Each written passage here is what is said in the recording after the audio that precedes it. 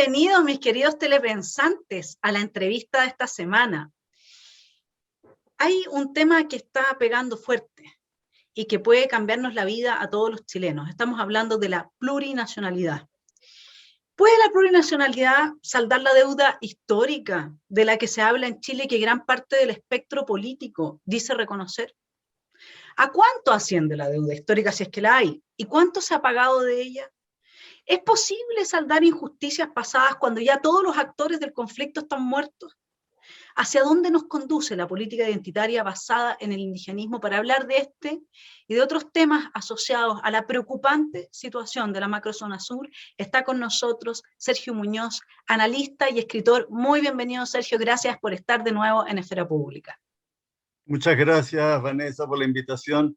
Es un gusto compartir de nuevo contigo en Esfera Pública. Sí, vamos a abordar este tema de la plurinacionalidad porque es de las cosas más preocupantes, ¿no es cierto?, que viene con la nueva Constitución. ¿Cómo ves tú en general el abordaje de este asunto?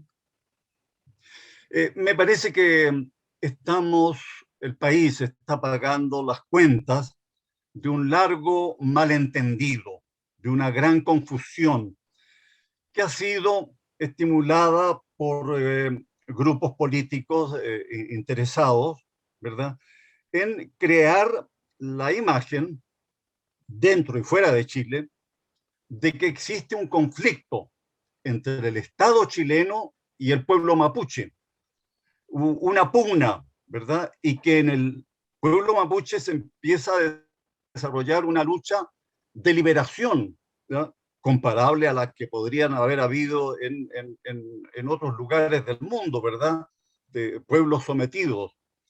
Bueno, y ha sucedido que por dejación de diversos sectores políticos, por complicidad de otros, por buenismo de algunos comunicadores, ¿verdad?, en la televisión, en la prensa, ¿verdad?, se ha estado hablando mucho tiempo de la causa mapuche, el conflicto mapuche, y muchos periodistas ni siquiera se detienen a analizar esto, lo dan por hecho, ¿ya?, la causa mapuche. Entonces, todo lo que hemos visto en la Araucanía, los atentados incendiarios, los robos, los ataques directos a las personas, todo lo que sufren los habitantes de la Araucanía y de la región del Biobío también, aparece agrupado en esto de el conflicto mapuche. Y sucede que la inmensa mayoría de los chilenos de ascendencia mapuche viven en paz, trabajan en paz, ¿verdad? Están ajenos a esto, son víctimas también de la violencia, ¿verdad?, del vandalismo, del bandolerismo. Hay que usar las palabras que corresponden, creo. Y hemos llegado lejos, ¿verdad? La Convención Constitucional, ese deplorable invento del Congreso Nacional, este segundo parlamento que está funcionando y que es un foco de incertidumbre en la vida del país, está discutiendo desde hace algún tiempo esto de la plurinacionalidad. Y también aquí hemos visto en estos meses, Vanessa, desde que se instaló la convención, que nadie se atreve a poner en discusión este asunto. Claro, como que estamos a la espera de lo que resuelvan los convencionales. Pero sucede que estamos definiendo el futuro de Chile. Todos tenemos derecho, no solo derecho, el deber de opinar, ¿verdad?, de hacer valer nuestros puntos de vista y de decir, en este caso, no a la plurinacionalidad. Voy a explicarlo. Si se trata de ir a la situación que hoy tenemos, la Constitución define la situación en estos términos. El capítulo segundo, Nacionalidad y Ciudadanía, dice: son chilenos, uno, los nacidos en el territorio de Chile, con excepción de los hijos de extranjeros que se encuentran en Chile en servicio de su gobierno, los hijos de diplomáticos, en fin, y de los hijos de extranjeros transeúntes, todos los que sin embargo podrán optar por la nacionalidad chilena. Insisto, todos los nacidos en el territorio de Chile tienen la nacionalidad chilena, ¿ya? Bueno, los hijos de padre o madre chileno nacidos en territorio extranjero, eso me consta porque un hijo mío nació en Europa, nació en Holanda, y fue inscrito de inmediato en el consulado chileno, ¿ya? Bueno, pero aquí se empieza a crear esta situación como que la nacionalidad chilena está en discusión, ¿no? Como que va a desaparecer la nacionalidad. Y habrá, no sé, se puede deducir una nacionalidad mapuche, una nacionalidad diaguita, o Rapa Nui, o Coya. Hay que preguntar a quienes sostienen esto de la plurinacionalidad, ¿cuántas naciones hay en Chile? ¿Podrían explicar, señores convencionales, cuántas naciones creen que hay en Chile? Bueno, hay aquí un terreno de, insisto, de confusiones, de malentendidos, ¿verdad?, que ha llevado a esta situación. Y algunos convencionales dan por hecho que la nueva constitución, si es que la hay, si es que la hay, ¿ya?, va a incluir este asunto, que creo que es un contrabando para poner en discusión la integridad del territorio nacional, la integridad de la nación chilena, la integridad de la República de Chile, ¿verdad? Es un asunto suficientemente serio como para que nos pongamos serios. Sí, hay varios temas importantes. Uno se pregunta, ¿quién podría tener interés en poner en tela de juicio la integridad de la República de Chile? ¿A quién le podría interesar? Y por qué cómo es posible, porque cuando tú haces esta descripción, ¿no es cierto?, de toda la gente que sufre, y entre ellos mayoritariamente el pueblo mapuche que habita las zonas que hoy día son azotadas por este narcoterrorismo, porque esa es la verdad. Y sin embargo, los políticos y los medios de prensa nos enseñan que estos narcoterroristas, entre los cuales hay un señor Berghoff, de apellido muy mapuche, ¿no es cierto?, que se lo pilló con 9 toneladas de cocaína, que es lo que era de pasta base, no sé qué, era una cosa así, pero totalmente una locura. 900 kilos de pasta base, no toneladas, perdón. 900 kilos de pasta base se le encontraron al señor Berghoff, que es miembro de la CAM. Y resulta que todas estas personas, o sea, la CAM con Liberemos a la Nación, con ese documental, ¿no es cierto?, que vimos el tráiler ahí, todas estas personas son como héroes para los medios de prensa, para el mundo artístico, para los políticos, y sin embargo, esta es la gente mala que está haciendo, mala en el sentido que está haciendo sufrir, y está azotando con el narcoterrorismo la zona. Y a partir de ahí, encubiertos bajo este manto de la identidad, supuesta identidad que tampoco es tal, de la supuesta identidad mapuche, es que exigen territorios para sí, territorios en los que entonces ya no va a haber Estado de Derecho chileno, ¿no es cierto? Y ese sería, desde mi punto de vista, una hebra que podríamos tener como hipótesis, que es que efectivamente acá se está moviendo en términos políticos un brazo del narcoterrorismo, y nosotros sabemos que el narcoterrorismo es internacional, es de carácter internacional, no tiene intereses nacionales. No sé cómo lo ves tú eso cuando uno, por ejemplo, lee en el libro que el jefe de gabinete del recientemente elegido, el flamante presidente Boric, hizo su tesis en justamente la coordinadora, Matías Mesa se llama, dedicó su tesis a la comunidad autónoma de Temucuicui. Y en el texto, para abordar la reivindicación de los territorios, citaba a Rodrigo Huenchuyán, hermano de Jorge Huenchuyán, que está prófugo por narcotráfico. O sea, como hay todo un tema ahí que también ha sido denunciado antes del 18 de octubre. Curiosamente, Maite Orsini salió diciendo que el narco había llegado al Congreso, y después se silenció esto. Y antes de eso habían denuncias de Carlos Montes, habían denuncias de Cecilia Pérez, todos diciendo, y para qué hablar de lo que pasó en San Ramón, ¿no es cierto?, todos hablando de que hay de alguna manera ya un flagelo que llamamos narcopolítica, y eso podría estar vinculado con la plurinacionalidad quizás. Absolutamente. Yo creo que aquí hay intereses muy oscuros, ¿verdad?, en aprovechar todo este clima de agitación supuestamente noble, por las reivindicaciones, ¿verdad?, de un pueblo supuestamente sometido por el Estado chileno, ¿verdad?, para hacer negocios sucios. El narcotráfico ha sido denunciado por la propia coordinadora Arauco Mayeco en un último comunicado, porque está en disputa, está en pugna la CAM con otros grupos que están dedicados al narcotráfico, también al robo de madera, al robo de cosechas, en fin. Entonces, hay en la macro zona sur un reto enorme para el Estado chileno. El nuevo gobierno no podrá desentenderse de esa situación. Y no basta con decir, como se ha dicho, ¿verdad?, por parte de Isquia Siches, que se supone que va a ser ministra del próximo gobierno, incluso se la menciona como posible ministra del Interior, ¿ya?, la doctora Siches, que es necesario dialogar con todos los sectores, incluida la CAM. Esto es muy serio, y el nuevo gobierno se puede meter en un pantano, en un verdadero pantano. Negociar con grupos armados que en el caso de la CAM reivindican la idea de crear una nueva entidad, una especie de Estado mapuche, ¿verdad?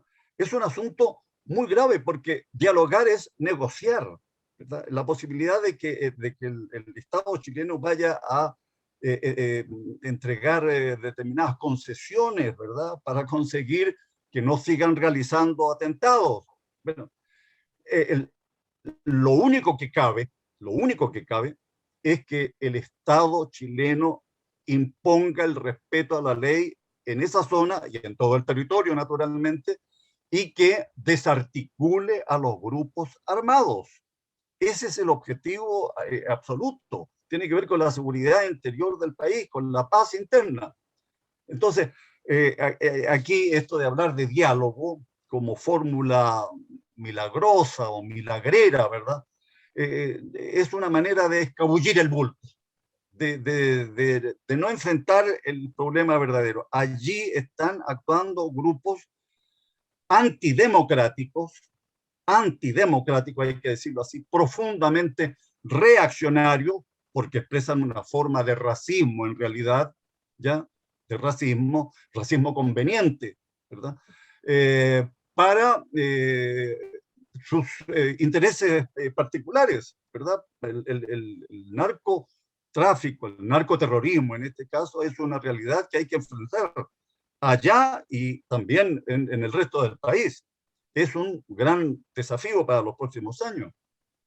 Ahora, el problema que nosotros tenemos es que, como esto se ha revestido de la nobleza de la lucha en contra de la opresión, entonces la otra vez leía yo un artículo con más de 90 ONGs y diversos grupos de esa índole que a nivel internacional apoyan esta causa.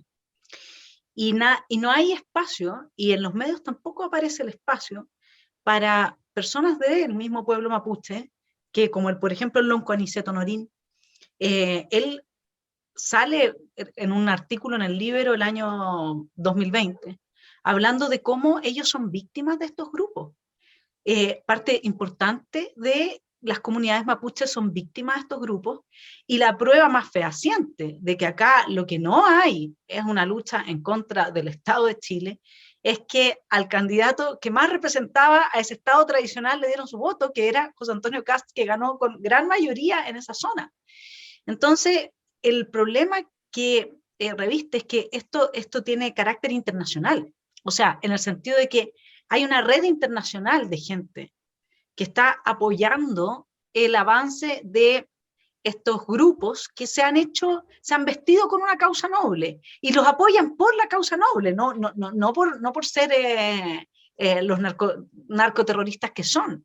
Entonces, ¿cómo lidia un gobierno con el aparataje comunicacional que tiene esta gente? Que efectivamente, tú dices, se desarticulan grupos narcoterroristas, pero como la clave en la que se da a conocer esto es, se violan sistemáticamente los derechos humanos del pueblo mapuche por parte del Estado de Chile. Entonces, ¿cómo se puede trabajar esa tensión? Porque no, eso es lo que te quita legitimidad en el fondo para la desarticulación, ese es el problema. Aquí, insisto, Vanessa, estamos pagando cuentas antiguas. Ha habido demasiada negligencia en este asunto. Tiene que ver con estas tendencias, ¿verdad? Internacionales, ¿verdad? Que lo conocemos bien, se han escrito ya muchos trabajos al respecto de las políticas de identidad. En este caso, el indigenismo, esto de exaltar la raza como signo de identidad, ¿verdad? Ha sido hábilmente utilizado por sectores políticos. Lo hemos visto a propósito de la convención, lo hemos visto allí claramente, ¿verdad?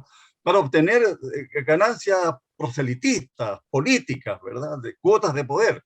Entonces, es cierto, aquí se han faltado voces que levanten, ¿verdad? La alarma, que alerten al conjunto de los chilenos respecto de lo que está en juego. Lo que está en juego es demasiado serio, demasiado grave, porque detrás de la proclama de la plurinacionalidad hay una idea separatista, una idea de fragmentar el territorio nacional. A ver, hace apenas 2 meses, a comienzos de noviembre, antes de la primera vuelta presidencial, Gabriel Boric, hoy mandatario electo, habló de la autodeterminación del pueblo nación mapuche. Autodeterminación del pueblo nación mapuche. Naturalmente, si las palabras siguen significando algo, hablar de autodeterminación significa separación, ¿verdad?, del pueblo mapuche de la nación chilena, del Estado de Chile.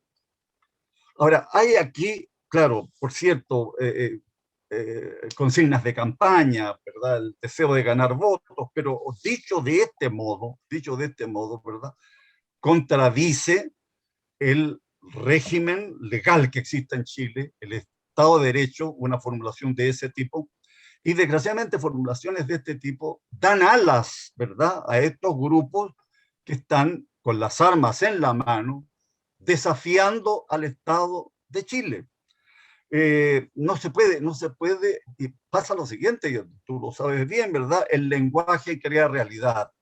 Y cuando se siguen repitiendo términos como plurinacionalidad, autodeterminación, desmilitarización, se ha estado diciendo en los últimos años, ¿verdad? Incluso algunos parlamentarios hablando de que es necesario desmilitarizar la Araucanía. Y uno pregunta, bueno, ¿qué significa eso? ¿Tienen que cerrar los regimientos que existen en la Araucanía y los militares salir de la región? ¿También los cuarteles policiales tienen que cerrarse y abandonar la región? ¿Y en qué situación queda la comunidad, la población?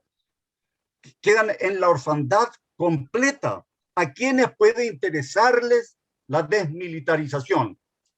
Como lo ha dicho varias veces el senador Alfonso de Urresti, senador socialista, lo ha dicho con todas sus letras, y algunos diputados, ¿verdad? También. ¿A quiénes les puede convenir? Lo decías tú, lo anticipabas tú, claro, a los grupos de delincuentes, pues, que quieren imponer su propia ley, quieren tener el campo libre para sus operaciones de narcotráfico, ¿verdad? Y las Fuerzas Armadas, las fuerzas policiales son un obstáculo, un obstáculo. Ha llegado el momento, insisto, de tomar esto muy en serio. Tú mencionaste hace poco Temucuicui, comunidad autónoma de Temucuicui. ¿Qué es eso de comunidad autónoma?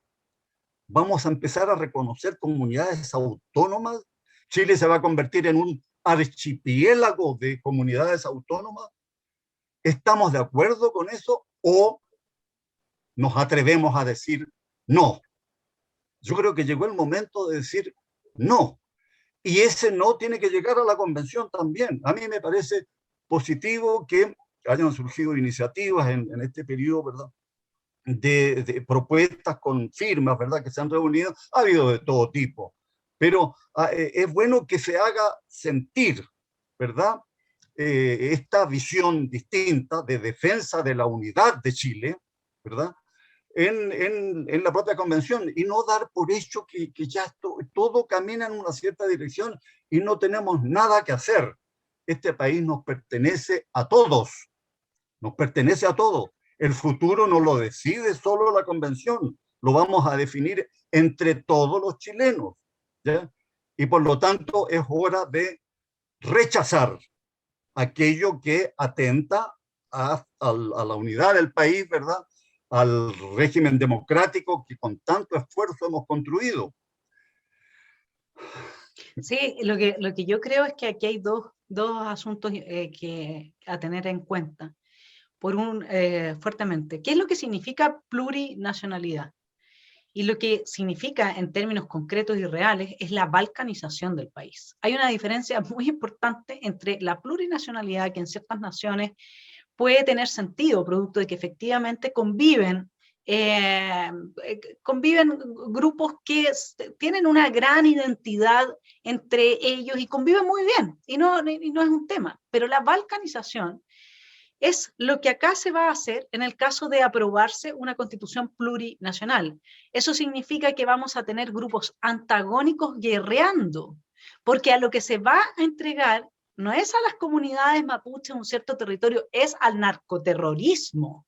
Esto es decirles, bueno, este territorio ahora de aquí en adelante, esta región es suya, hagan ustedes lo que quieran, y las víctimas que hay ahí nos lavamos las manos. Y si a algún telepensante le queda alguna duda, si me permite, Sergio, quiero leerles una carta que escribió Rayén Cayumán hace un tiempo en el Austral de Temuco, y que es muy importante tener a la vista, porque entiéndase bien, si acá se aprueba la plurinacionalidad, lo que se va a estar aprobando es la entrega de territorios y por lo tanto de los destinos de la gente que vive en esos territorios y es inocente a manos del narcoterrorismo.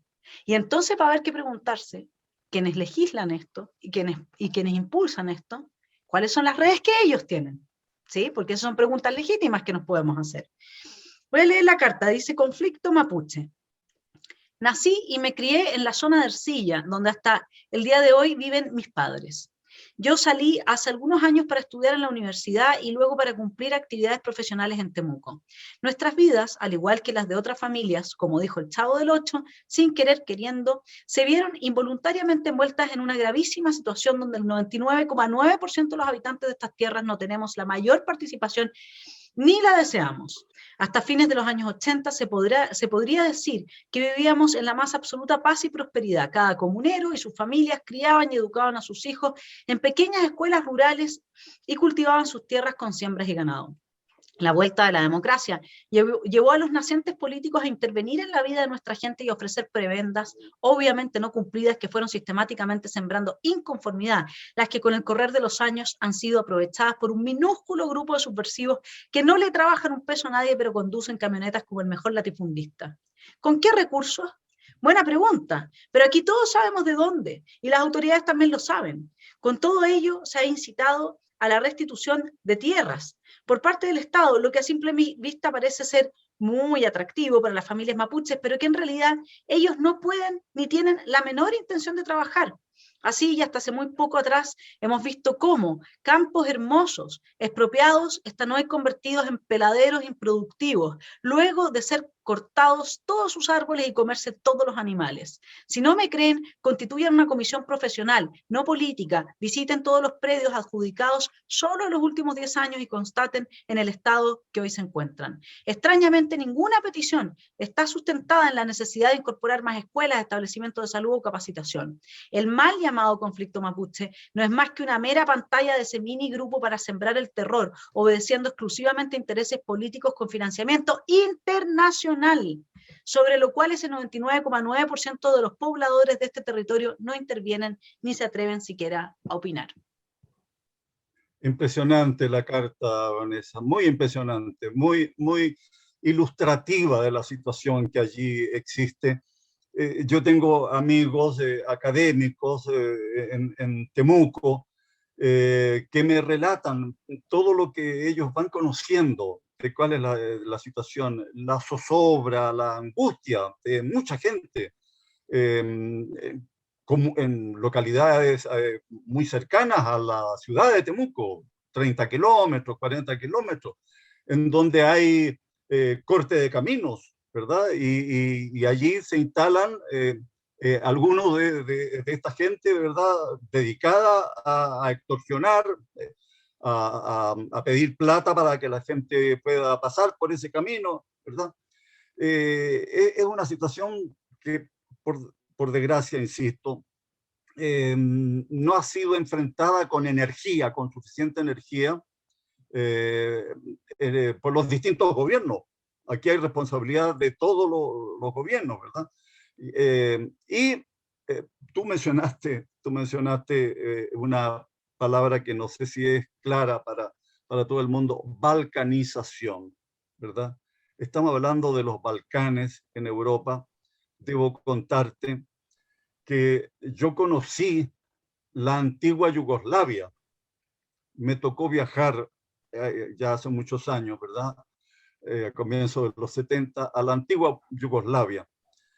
Eh, y la verdad es que allí convivían efectivamente ciertas nacionalidades verdaderas, porque eran culturas, ¿verdad?, muy arraigadas, con mucha cohesión, con mucha identidad.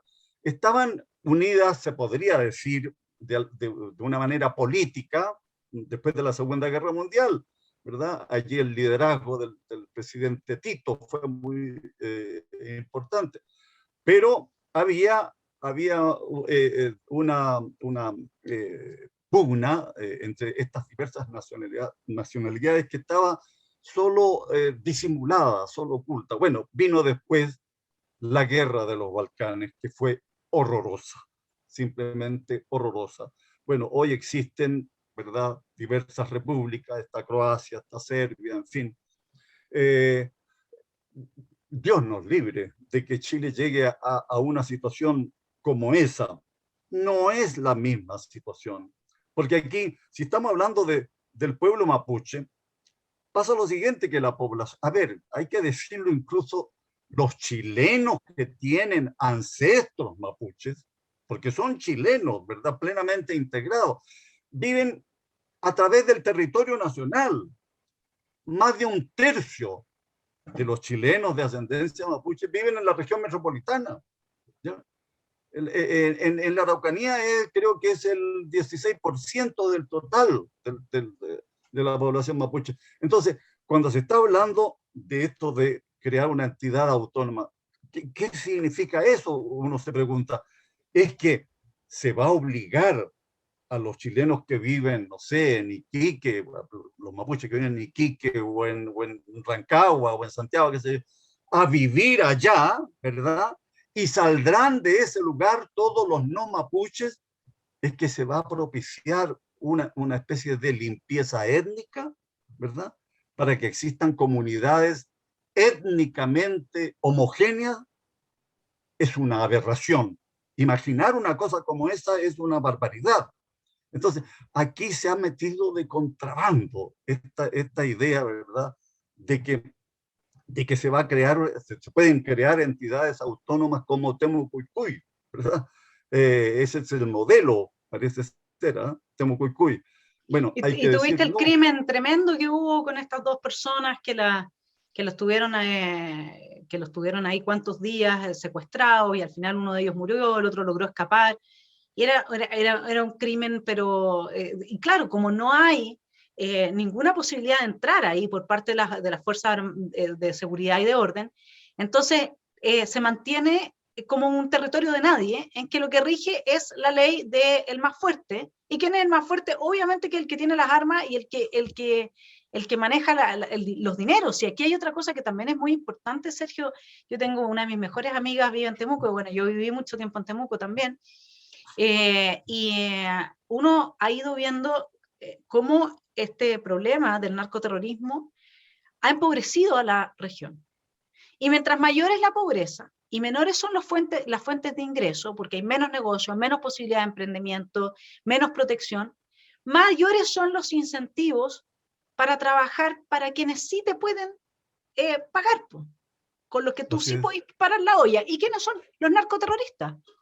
Entonces ha habido, y por otra parte, las políticas, me contaba esta amiga mía, las políticas que se han impulsado desde el Estado, primero que todo, las tierras se las han dado a los violentos. Es decir, la comunidad mapuche que no es violenta, que está tranquila, no recibe nada. Esto es parte de la degradación moral de este país.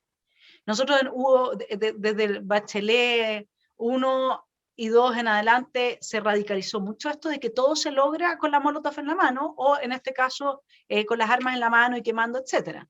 Y luego el otro asunto que fue pasando es que todos estos chilenos, con ancestros más o menos mapuche y que tienen una forma de vida, qué sé yo, que se sentían chilenos, que en su gran mayoría optaba a hacer servicio militar, etc., empezaron a ver que la manera de obtener un tractor, de que a uno le dieran un crédito, de que a uno le pusieran zinc en la casita, era poniéndose en los registros y identificándose como mapuche, ¿no?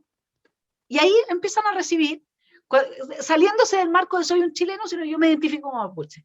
Ahora, el tema que tiene es que la autonomía, comillas, que se promueve con el Estado plurinacional, no solamente deja a toda la estructura administrativa en manos de supuestamente quienes, como tú decías, racialmente tendrían ciertas condiciones o algo así, siendo este un país esencialmente de un gran mestizaje, aquí no hay puros de ningún tipo, digamos, ¿no? Y el otro tema es la legislación, que serían distintas las legislaciones dependiendo de si uno puede comprobar que tiene, que cabe bajo la categoría mapuche, o si es chileno. Entonces, ¿cómo ahí uno tendría que, imagínate lo esquizofrénico que sería, que si bajo una cierta legislación, la del chileno, pongámoslo así, que yo haya robado tiene 2 años de cárcel y bajo esta otra tiene 1 año de cárcel.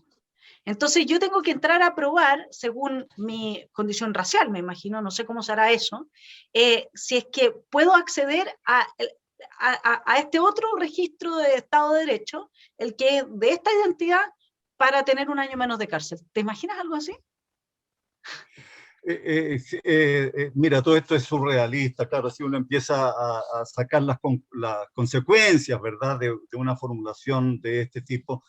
Claro, uno dice, si se está proponiendo autonomía, a ver, y está ya en cuestión la nacionalidad chilena, claro, significa que en esos supuestos eventuales territorios autónomos va a haber un nuevo registro civil, otro registro civil, otro sistema de justicia, otro servicio de recaudación de impuestos, un territorio, por lo tanto, ya legalmente, constitucionalmente separado del Estado chileno, y uno se puede imaginar cómo sería eso y quiénes tendrían el control en en aquella entidad nueva. Claro, si tienen armas, ¿verdad? Si tienen apoyo internacional incluso, ¿eh? Eh, caramba, lo que surgiría allí sería horroroso. Hay que decirlo de ese modo. Serían entidades en donde la dictadura de pequeños jefes, pequeños caudillos, ¿verdad? Se impondría sobre la gente pacífica, la gente de trabajo. Hay que impedir eso a toda costa. Yo creo que estamos lejos todavía de eso. El Estado debe reaccionar, pero debe reaccionar el conjunto del país. Ha habido demasiada pasividad, insisto en ese punto. Pasividad, temor. Bueno, aquí estamos también conectados con todo lo que ha pasado en nuestro país en los últimos 2 años. Desde la revuelta antidemocrática del 2019, ¿ya? La barbarie con rostro social, hay que decirlo de nuevo. Desde ese momento, claro, estos grupos sintieron que llegaba su momento. A ver, tú recuerdas, Vanessa, y lo recordamos todos, cómo los focos de violencia que vimos, Plaza Italia, bueno, todo lo que vimos en la capital, la bandera mapuche aparecía por todos lados, ¿ya? Bajaron los delitos y los actos de violencia en el sur. Parece que los expertos se trasladaron en octubre del 2019, se trasladaron a la capital y entregaron toda su experiencia, ¿verdad? Para hacer todo lo que vimos hacer, todo lo que vimos hacer, ¿ya? No lo olvidemos, por favor. Bueno, y eso creó un clima de amedrentamiento, de temor justificado. La violencia inspira temor, ¿cómo no? ¿Cómo no? Y esto de guardar silencio, la autocensura, que ha sido un asunto serio en todo este tiempo, ¿verdad? Callar por temor a ser estigmatizado, a ser funado, ¿verdad? Y así han ido avanzando los violentos, ¿verdad? Estos supuestos representantes de los pueblos ancestrales, falsos representantes de los pueblos ancestrales, porque han estado haciendo negocio particular con esa bandera, con esa causa. Han pasado demasiadas cosas a las cuales hay que ya ponerle coto. Hay que atreverse a decir no, rechazar la plurinacionalidad, rechazar la autodeterminación del grupo que sea, defender la integridad de la nación chilena, ¿ya? ¿Suena conservador? Sí, suena conservador, pero es que hay cosas que tenemos que conservar. Hay cosas que tenemos que conservar. Toda esta idea de que el cambio en sí mismo, ¿verdad?, representa siempre progreso, representa avance. A veces, los cambios bien pensados, ¿verdad? Los cambios que tienen respaldo de la mayoría, claro, pueden representar progreso, pero el cambio en sí mismo puede ser para peor. Los cambios pueden ser el camino del error, del desastre incluso. Los pueblos se equivocan, lo sabemos, ¿verdad? Los pueblos se equivocan. Y por lo tanto necesitamos conservar lo que hemos construido en más de 200 años. Conservar. Esa es la verdadera actitud progresista, en el mejor sentido, ¿verdad? Que permite avanzar a nuestro país. Estoy hablando mucho. No, está perfecto, sí. Es que, ¿sabes qué es lo que pasa, Sergio? Está muy bien para los telepensantes que se conecten con la urgencia de tu llamado. Porque el punto de lo que nosotros tenemos que tener a la vista, acá hay dos aspectos que ponen en tela de juicio una posible nueva constitución y que nunca debieron de estar sobre la mesa, nunca debieron de estar en juego. Uno es la integridad de Chile como nación, como territorio, y el otro son los derechos y las libertades básicas de los ciudadanos. Ninguna de esos dos aspectos debieron de estar en juego. Y se supone que el Acuerdo por la Paz y la nueva Constitución, que regularía, digamos, los resultados, o que hubiera servido como de filtro a los resultados de la discusión en la Convención Constituyente, ponía algún límite a eso, porque hablaba de república, hablaba de que los tratados internacionales no podían ponerse en juego, hablaba de que entonces era una república democrática. Todo eso implicaría el respeto a la libertad de expresión, el respeto a los padres a elegir la educación de sus hijos, el respeto, y la integridad de la nación. Sin embargo, hoy día, y eso tampoco ha sido levantado, cuando tú dices, no se está hablando de esto, y por lo tanto, si no se habla, no hay realidad.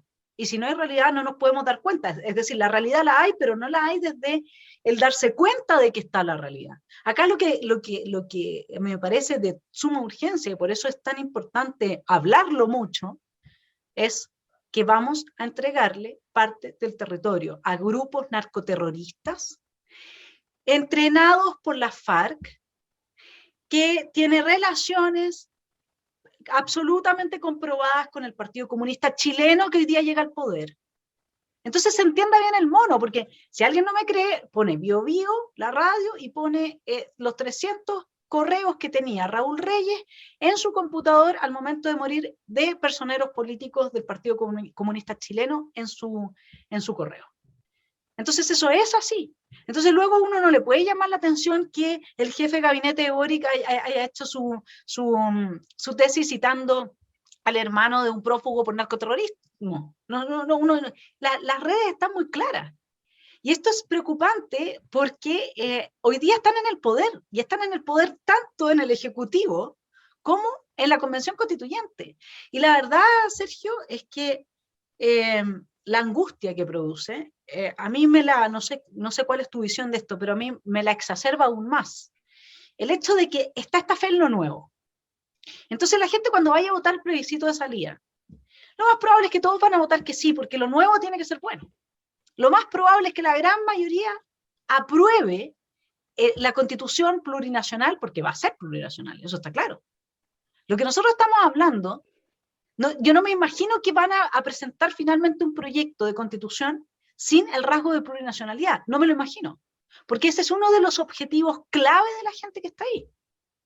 Entonces, va a ser plurinacional y la mayor parte va a llegar, si ya tuvimos un apruebo en el primer plebiscito, tuvimos un espaldarazo tan salvaje a el candidato de la extrema izquierda que promueve la violencia para llegar al poder. Y el camino es lógico que el resultado en el plebiscito de salida va a ser otro apruebo, y está tan claro que por eso ni siquiera siguieron peleando por los plebiscitos dirimentes, porque ya la tienen, ya está hecha ya. Entonces no sé cómo lo ves tú, pero yo lamento ser tan poco optimista, digamos. Lo veo pero... así, no lo veo así.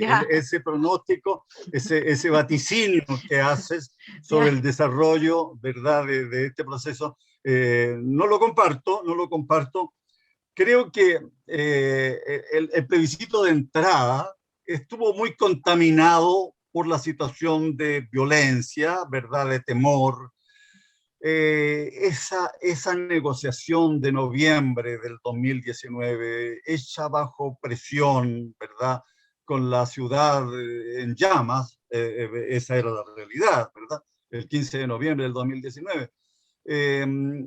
Incluso cuando la gente fue a votar al plebiscito, ¿verdad?, de entrada, el apruebo era el cauce de muchas motivaciones, muchas sensibilidades, ¿verdad? Apruebo, parece que esta es la solución, parece que este es el camino de la paz, parece que esto va a significar mejores pensiones, mejores sueldos, mejores viviendas, parece que va a significar una mejoría.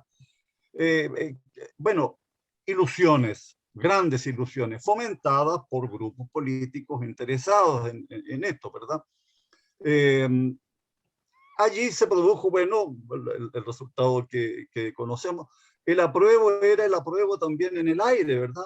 ¿Qué se aprobaba? ¿Apruebo qué? ¿verdad? El rechazo creo que tenía un sentido más concreto, tenía un significado más concreto, mantener el orden constitucional que existía. ¿ya? Sobre esto, es bueno detenerse. Aquí ha habido omisiones que han tenido muy malos resultados, omisiones políticas. Tenemos una constitución hoy que es el resultado, lo he dicho de esta manera, de un proceso constituyente de 3 décadas. El texto constitucional que hoy está vigente, gracias al cual se creó la convención, gracias al cual se realizó la elección presidencial y fue elegido Gabriel Boric presidente, fue con el texto constitucional vigente. En sentido riguroso se podría decir, ¿verdad?, con la constitución del 80, que ya no es propiamente la del 80, ¿verdad?, tenemos la democracia que tenemos, que resiste cualquier evaluación internacional de solvencia democrática, cualquier test internacional de solvencia democrática. Nuestro país tiene una institucionalidad irreprochable desde el punto de vista de las exigencias a la democracia liberal. Las libertades fundamentales están garantizadas, la división de poderes, más allá de los conflictos, ¿verdad? La libertad de culto. Ocurre que estaba hasta eso en discusión, ¿verdad? Y había que enviar una propuesta, ¿verdad?, para proteger la libertad de culto. Pero si esa existe, no hay censura periodística ni censura de libros como la que existió en el pasado, ¿verdad? tenemos una democracia que funciona, pero ocurre que las circunstancias caprichosas de la historia han determinado que esa democracia, de alguna manera, se disparó a los pies con este proceso, ¿verdad?, que ha puesto todo en discusión, todo en discusión. Y la convención, sabemos cómo fue elegida, esto me permite entrar en cómo se gestó esta convención, ¿verdad? Yo creo que los señores senadores, los actuales senadores, que están pidiendo agüita ahora a Venecia, a una institución, ¿verdad?, que puede auxiliar respecto de esto de parlamento unicameral o bicameral, ¿verdad?, que está en discusión. Yo creo que tienen que estar preocupados los senadores recién elegidos, ¿verdad?, por su futuro. Es bueno que estén preocupados, ¿verdad? Es bueno que estén preocupados, claro. Han sido elegidos recién por el pueblo de Chile, tienen legitimidad ciudadana plena, y sucede que su futuro está en suspenso. Bueno, es parte de las incongruencias del proceso que estamos viviendo. Bueno, vamos al asunto de la convención. La convención surge con facilidades extraordinarias entregadas a listas de independientes. Ya la designación de listas de independientes es una contradicción, ¿verdad?, en los términos. Claro, si alguien es independiente, es independiente. Y ese otro independiente lo es por otras razones. Pero integrar una lista, bueno, ese es un partido político, ya, una fuerza política. Bueno, el Congreso dio facilidades extraordinarias. Y ahí se agruparon los sectores partidarios representativos del anarco-octubrismo. Vamos a usar una nueva expresión, Vanessa. El anarco-octubrismo. ¿Ya? La lista del pueblo, todo aquello, ¿verdad?, que sabemos. Y ahí hay una fuerza importante definiendo el futuro del país. Bueno, y además, escaños de raza, digámoslo así de una buena vez, ¿verdad?, porque estos pueblos originarios, ¿ah?, como que los pueblos originarios están en una, decirlo así, están en una categoría superior, ¿verdad? Y los que no somos originarios, que somos mestizos, simplemente mestizos, ¿verdad?, tendríamos que mirar hacia arriba. No, la ciudadanía nos iguala. Somos ciudadanos de Chile, ¿verdad? Y nos iguala. Y por lo tanto la condición racial no puede entregar ninguna ventaja en términos políticos, en términos de representación. Los escaños reservados, ¿verdad?, que fueron creados para la convención, pero el Congreso no concedió escaños reservados para la elección parlamentaria última que tuvimos, ¿verdad? Lo que demuestra cuánto cálculo politiquero hubo en esto. ¿Ya? Los escaños reservados contradicen el principio de ciudadanía. No es posible. En Chile ha existido por mucho tiempo un registro único de votantes, un registro nacional de votantes. Ahí estábamos todos.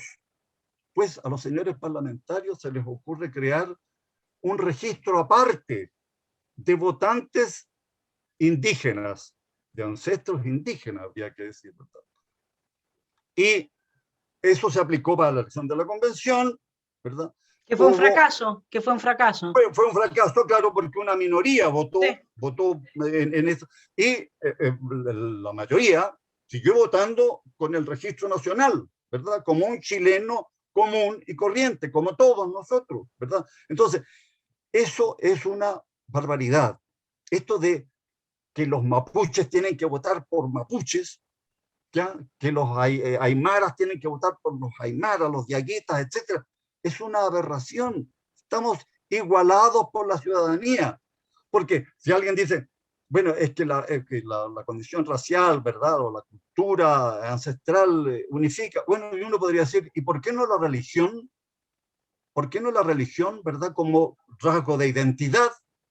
Entonces, escaños para protestantes, escaños para católicos, escaños, no sé, para musulmanes, ¿ya? Para luteranos, en fin. es la aberración, es el corporativismo antidemocrático. No puede haber escaños de raza. Y aquí, a lo mejor mucha gente lo piensa, pero no se ha atrevido a decir no. Está llegando el momento de decir no. Porque además, si se está proponiendo que en la Constitución, en el proyecto de nueva Constitución, si es que llega a haber un proyecto de nueva Constitución, se establezca ya definitivamente esto de la representación, las cuotas de representación racial en todos los órganos de poder, en todas las instituciones, cuotas de representación racial. Eso es una barbaridad. Eso es, de alguna manera, construir, y aquí apelo a una palabra holandesa, tú sabes que viví en Holanda ya, una palabra holandesa que se hizo desgraciadamente universal, apartheid, que fue la palabra que se hizo famosa por la experiencia de Sudáfrica. Sudáfrica fue colonizada por Holanda, ¿verdad? Y allí surgió esta política de segregación de la población negra en Sudáfrica, ¿verdad? Que costó tanto echar abajo. Y aquí tenemos que recordar a Nelson Mandela, ¿verdad? Y toda la lucha contra el apartheid. Bueno, ocurre que acá, con argumentos supuestamente progresistas, se está instalando o se pretende instalar un apartheid, segregar a la población con ancestros indígenas en un registro de votantes aparte, cuotas aparte de representación. Y sucede, Vanessa, y esta es la ironía, este es el sarcasmo máximo, que si le preguntamos a los chilenos de ascendencia mapuche si quieren renunciar a ser chilenos, lo más probable es que digan no, que se consideran orgullosamente mapuches por la cultura que han heredado, ¿verdad?, de sus ancestros, pero no dudan de sentirse chilenos, ¿ya? No dudan de que son chilenos, están a través del territorio nacional. Hay que poner coto a este contrabando, a esta estafa, ¿verdad?, de carácter antidemocrático. Sí, yo estoy totalmente de acuerdo. Ahora, profundizando el tema del apartheid, el punto que tiene es que en el caso de Mandela había una minoría blanca, ¿no?, que oprimía a una mayoría originaria, ¿ya? Y la oprimía. Fíjate lo interesante de este fenómeno que se replica, porque esto está dentro de la estructura de la política identitaria, de la cultura de la cancelación, cuya raíz es Carl Schmitt, que es el que habla de que la forma de vivir en política es configurando grupos de amigos y enemigos, ¿ya? Esa es la política para Carl Schmitt. Entonces, cuando uno ve cómo sería el apartheid acá, el apartheid sería que una minoría, ¿sí?, aquellos que, no sé, pues pasen un umbral de 50% de algo mapuche en términos raciales, no sé cómo se medirá eso, no tengo idea qué cosa se puede hacer ahí, quizás ver el apellido, pero uno también entonces por conveniencia podría ir y cambiarse el apellido también, entonces, y al final todos podemos terminar teniendo un apellido, digamos, que entre en el registro, por decirlo de alguna manera. No sé cómo lo pueden hacer eso, no sé cómo pueden distinguir claramente a una persona, como decías tú, 30% vive en Santiago, de las personas chilenas con ascendencia mapuche. Entonces, ¿cómo puedes distinguir así como tan claramente, ¿no? Pero aquí lo que sería es privilegiar, comillas, dar posiciones de privilegio a personas por su condición racial. Es decir, se toma una minoría que supuestamente habría estado oprimida históricamente y de manera de reparación histórica se le entregan privilegios políticos que los desigualan del resto de la sociedad. Entonces acá el apartheid tendría características, bueno, de partida muy fascistoides, ¿no? Porque el hecho de que se desarrolle en la línea racial, una línea racial que busca la constitución de un grupo minoritario, y lo peor de todo, y aquí yo vuelvo siempre con el tema del narcoterrorismo, es que es muy probable que parte importante de quienes pudiesen ocupar cargos de esa índole, etcétera, fuese gente que hoy día más bien son narcoterroristas que tienen bajo el miedo a muchas, viviendo bajo el miedo a muchas comunidades mapuches, y que si a la hora de ir a elegirse para tal o cual cargo, de ocupar en la estructura administrativa tal o cual cargo, serían aquellos que más bien en lugar de ser la gente buena, trabajadora, emprendedora que son la mayor parte de los chilenos con ascendencia de mapuche, que por lo demás votan en masa por la derecha y por José Antonio Kast y por los mejores representantes del Estado tradicional, digamos, porque eso hay que tenerlo a la vista también,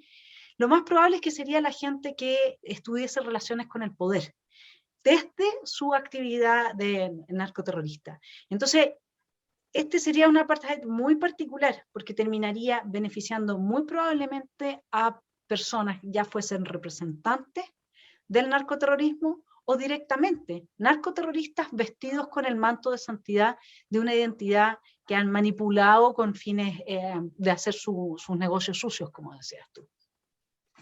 Creo que el primer punto, Vanessa, es dejar de regalar, y esto hay que decírselo a los periodistas en primer lugar, a los comunicadores, a los jefes de prensa de los canales, a los jefes de prensa de los canales de televisión, dejar de regalarles a estos grupos que practican el bandolerismo la representación del pueblo mapuche. Dejar de asociar el bandolerismo, el cuatrerismo, ¿verdad? Todo aquello que hemos visto, ¿verdad? Que obligó al Congreso, ¿verdad?, a renovar el estado de emergencia ayer, ¿verdad? Dejar de asociar eso con el pueblo mapuche, la causa mapuche. Esa es una estafa. Hay que terminar con eso. Insisto, a los jefes de prensa de los canales de televisión, tienen que hacer su contribución también. Tienen que hacer su contribución. Si queremos la paz en la Araucanía, porque de eso se trata, ¿verdad? Todos los chilenos estamos interesados en que se restablezca la paz en la Araucanía. Pero la paz significa restablecer el derecho, el imperio del derecho, proteger a la población, que no haya impunidad. Debe acabarse la autonomía de Temocuycuy. ¿Cómo es esto de que la policía no puede entrar a ese lugar? Van a empezar a surgir otros lugares en donde la policía, los representantes del Estado, los que realizan el censo, por ejemplo, ¿verdad? No van a poder entrar a esos lugares, ¿verdad? Aquí detrás de esto hay intereses oscuros, tú lo has dicho, el narcotráfico, el narcoterrorismo. Hay que defender a la población mapuche de la agresión, ¿verdad?, que están practicando estos grupos, ¿verdad?, contra el pueblo de Chile y también contra las propias comunidades mapuche. Aquí es clave un asunto, es una batalla cultural, yo creo, fundamental. Basta de definir al pueblo mapuche como víctima absoluta de la historia. Víctima absoluta de la historia, frente a la cual habría una deuda tan gigantesca que es imposible de pagar, como que el Estado chileno, el resto de los chilenos, no vamos a poder pagar nunca esa deuda. Si empezamos a sacar cuenta de las deudas que hay en la historia, no solo en nuestro país, sino en América Latina, en Europa, por Dios, 2 guerras mundiales, ¿verdad?, en el siglo XX, las deudas, las recriminaciones, ¿verdad?, los odios antiguos. Hay que detener eso, hay que parar eso. El victimismo, ¿verdad?, es una pantalla, es una manera de disfrazar intereses oscuros, muy sucios, ¿verdad?, que estamos viendo a dónde han llevado a esa región. Y ocurre que en la Araucanía, tú lo mencionabas, ¿verdad?, ¿a quién le van a dar ganas de invertir en la Araucanía si no cesa la violencia? Lo primero es que termine la violencia, ¿verdad?, imponer la paz. Si eso significa dialogar con determinados sectores, claro, los sectores que ayuden a la paz. Y a aquellos grupos que están dispuestos, esperemos, ¿verdad?, a renunciar a la violencia, que están dispuestos a dejar las armas, claro, se podrá dialogar con ellos las condiciones en que se incorporan a la vida normal, a la vida legal del país. Claro, esperemos que eso sea posible, pero aquí desgraciadamente no colaboran a esto parlamentarios como el senador Buenchumilla, Francisco Buenchumilla, que es senador por la región y que ha ocupado todo tipo de cargos públicos en 30 años, ¿verdad? Y que habla de esto de entenderse, de dialogar con todos, ¿verdad? Como si esa fuera la fórmula milagrosa, y es para esconder, creo, para no arriesgarse a tener una opinión verdaderamente autónoma, él, como parlamentario, como senador, condenando la violencia. Nunca le he escuchado a ese senador condenar la violencia, condenar los atentados, el vandalismo. Ha llegado el momento de que tomemos en serio todo esto. La Araucanía es una llaga sangrante para Chile. Y la suerte de la Araucanía nos importa a todos, a los 19 o 20 millones de chilenos, nos importa a todos. ¿Ya? No podemos cruzarnos de brazos frente a eso. Ha llegado el momento de rechazar el contrabando ideológico, político, ¿verdad? Oportunista, que se esconde detrás de consignas como la plurinacionalidad, los escaños de raza, Los la pueblos originarios, autodeterminación. Hay que las decir víctimas no. históricas. Exacto, hay que decir no. Llegó el momento de decir no. Hay que empezar a decir no. Ese es el desafío, mi estimado Sergio. Seguiremos analizando. Yo espero que, porque en mis oscuros vaticinios, con los que tú no estuviste de acuerdo, hay el argumento que Hay diste que de que, pelear, hay que pelearla. sí, y el Hay que argumento que pelearla. diste de que efectivamente acá va a haber un texto sobre el cual vamos a poder discutir. Yo creo que esa es una instancia, ojalá que haya tiempo para discutirlo y para tomar conciencia del contenido de ese texto, y que la gente a la cual tú estás apelando, que son quienes de alguna manera están a cargo de las políticas editoriales de los medios de comunicación, que se despierten con esto, que le abran espacio a la discusión de lo que significaría, tal cual como nosotros lo hicimos acá, un Chile plurinacional, donde la plurinacionalidad responde a una demanda del narcoterrorismo. Es decir, que se hagan cargo y que le den espacio a la discusión para que la gente, cuando vaya a votar en el plebiscito de salida, efectivamente haya tenido la oportunidad de pensar de en qué está votando, sobre qué está votando. Porque la primera vez fue un cheque en blanco, es cierto. Pero esta vez, y eso ahí me diste algo de esperanza tú a mí, de que si es que realmente tenemos el texto negro sobre blanco, va a haber mucha gente que al revés de la primera vez va a poder pensar sobre el tema y evaluar las consecuencias de su voto. ¿Me permites una última cosita? No estoy seguro de que la convención llegue a puerto, como se dice a veces, llegar a puerto. No estoy seguro. Se les acumuló el trabajo. Les queda poco tiempo. Se supone que en junio se cumplen los 12 meses. Demos por hecho que se incorporan los 3 meses adicionales, ¿verdad? Y hay allí se ha creado un magma de propuestas de todo tipo, ¿verdad? Frente al cual yo no sé cómo van a operar. Me llamó la atención que Fernando Atria, convencional notorio, ¿verdad? Profesor de Derecho, ideólogo de todo este asunto, dijo hace pocos días, que el contenido de la nueva constitución es un asunto de segundo orden.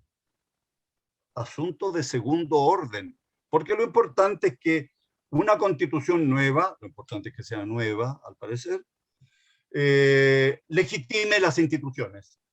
Legitime las instituciones. Es muy extraño esto, es muy extraño. Las instituciones son tan legítimas que ahí está sentado el convencional Atria, ¿verdad? El Congreso legítimo creó una convención que suponemos que es legítima, y, ¿verdad? Y que entrega dietas mensuales legítimas. Sí, ¿verdad? Dietas mensuales legítimas a los 155 convencionales, mientras el Congreso sigue también pagando lo suyo a los parlamentarios. ¡Qué barbaridad! Bueno, paréntesis. La legitimidad de las instituciones no está en discusión. 7 presidentes han gobernado legítimamente y acabamos de elegir otro presidente legítimamente. Entonces, parece que en todo este asunto alguien ha estado haciendo trampas, en todo este juego raro, ¿verdad? Y nos han metido en un laberinto, el delirante laberinto constitucional. Ahora, ¿qué pasa si la convención no llega a puerto? O si el proyecto que presente, si es que alcanzan a tenerlo, es rechazado por los ciudadanos. Puede ocurrir, claro, puede ocurrir. ¿Qué va a pasar? Alguna gente dice, no, pero es que eso crea una situación, ¿verdad?, de desorden, de caos, de tierra de nadie. No, nada de eso, nada de eso. La institucionalidad existe, se mantiene. El Congreso tendría que restablecer, recuperar la potestad constitucional que regaló. El Congreso tendría que recuperar sus atribuciones, sus facultades. La Constitución se puede modificar o se puede reemplazar, pero hay que hacerla de acuerdo a los procedimientos establecidos, ¿verdad? Y la Convención fue un invento raro, rarísimo, diríamos, a esta altura, ¿ya? Yo espero que el nuevo gobierno tenga las cosas claras en esta materia. Si llega a producirse esta situación que describo, el nuevo gobierno no puede dudar en la defensa del Estado de Derecho, en la defensa de la continuidad de las instituciones. Esa es la exigencia principal. Este año va a ser movido, muy movido. Y lo seguiremos comentando aquí en Esfera Pública. Sergio, muchas gracias por tremenda conversación. Así es que vamos en este barco, en la tormenta. Esperemos que amaine y que no se transforme en un fenómeno peor. Muy bien, gracias por la invitación, Vanessa. Gracias a ti, Sergio. Un abrazo. Estamos hablando. Un abrazo. Chao.